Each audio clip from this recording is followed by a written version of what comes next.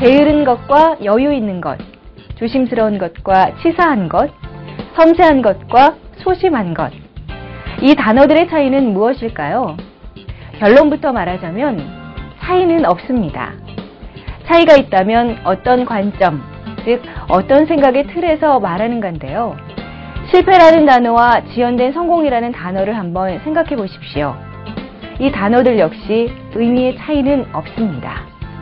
다만 이 후자의 경우 성공하지 못한 사람을 배려하는 생각의 틀이 반영되었을 뿐입니다. 자, 이제 감이 잡히시나요?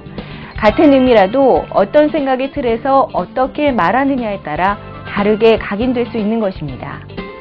여러분의 선택에 따라서 말이죠.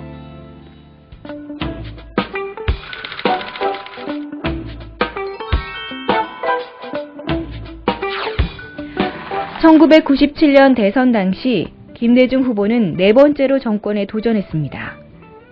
당시 언론에서는 4번씩이나 도전하고도 실패한 후보라는 표현을 했습니다. 김대중 캠프에서는 이러한 말들이 유권자들에게 세뇌돼서 표심으로 연결되는 것을 막기 위해 새로운 생각의 틀을 제공할 단어를 고르게 되었는데요. 바로 준비된 대통령이라는 단어였습니다. 김대중 후보는 이 단어로 인해서 대통령 사수생에서 대통령이 되기 위해 준비하고 또 준비하는 후보로 탈바꿈할 수 있었습니다. 그리고 결국 사수 끝에 대통령에 당선되었죠. 다름 아닌 생각의 틀 속에 긍정적인 메시지를 담아낸 결과였습니다. 위기라는 말은 서양의 자기개발 전문가들이 자주 이용하는 단어입니다. 위기란 위험과 기회를 이르는 말이니 확률은 50%다. 그러니 위기에 기죽지 말자라는 것이 그들이 이끌어낸 단어의 해석이었습니다. 즉, 위기란 위험한 기회라고 할 수 있는데요. 위험한 기회라는 해석은 기회에 싣는 비중이 50%지만 위험한 기회일 때는 기회에 100%의 힘을 실을 수 있다는 말입니다. 즉, 부정의 이미지를 주는 단어를 긍정의 의미로 바꿨다고 할 수 있는 것입니다.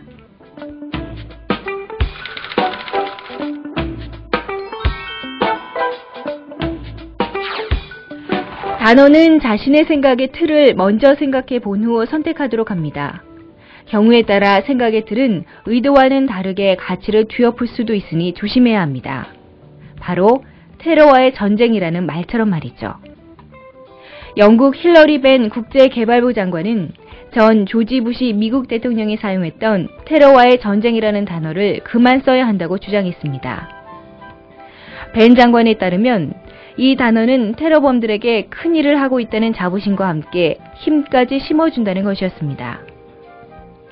이렇듯 키워드의 선택은 리더가 끌고 갈 의제를 정하고 단어의 선택은 행동의 방향을 정해서 행동의 동기를 부여합니다. 이 때문에 키워드를 담는 생각의 틀은 매우 중요한 것입니다.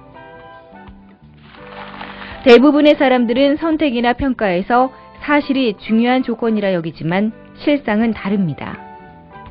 특정 단어를 접하면 그것을 떠올리게 만드는 가치와 평소 자신의 가치체계가 얼마나 부합되느냐를 근거로 선택하거나 평가하죠. 즉, 자신이 가진 생각의 틀에 그 기준을 맞추는 것입니다. 전 조시 W. 부시 대통령은 취임하자마자 세금 구제라는 단어를 사용했습니다. 자신의 정부가 국민들을 세금으로부터 구제해주겠다는 것이었는데요. 하지만 구제라는 단어는 고통이라는 단어를 연상하게 합니다.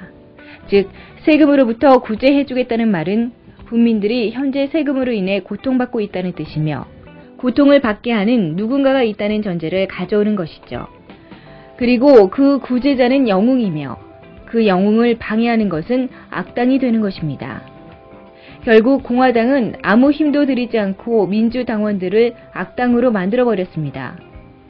민주당원은 공화당이 설치한 말에 덫에 꼼짝없이 걸려들고 만 것이죠.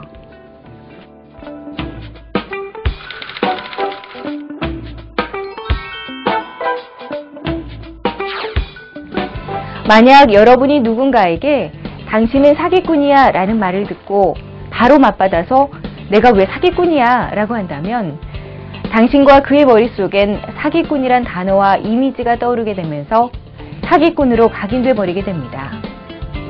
즉 상대가 쳐놓은 말에 덫을 부정함으로써 더 올가 들어가 버리게 되는 것이죠. 이럴 때는 상대가 사용하는 단어가 아닌 다른 단어를 사용해서 반격을 해야 합니다.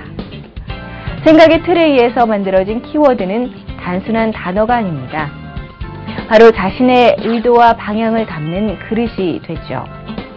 따라서 단어를 조련하는 연금술은 생각의 틀을 내게 유리하도록 재구성해야 하는 겁니다.